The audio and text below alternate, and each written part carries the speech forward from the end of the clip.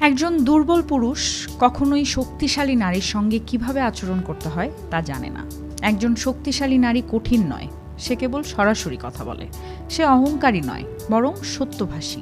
কিন্তু যদি পুরুষটি আত্মবিশ্বাসহীন হন, তখনই হয় আসল সমস্যা।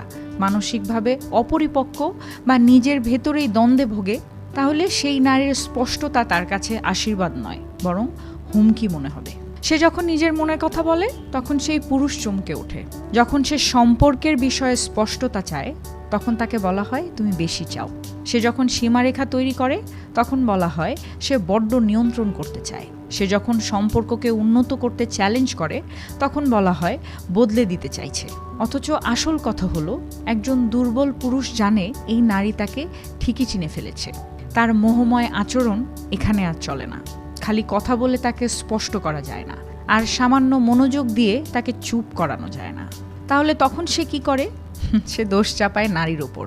নারীর আচরণ, তার স্বাধীনতা, তার প্রত্যাশা সব কিছুতেই সমস্যা খুঁজে বের করে। কারণ এই স্বীকারোক্তি দেয়া হয় যে সে আসলে এই নারীর জন্য প্রস্তুত ছিল না।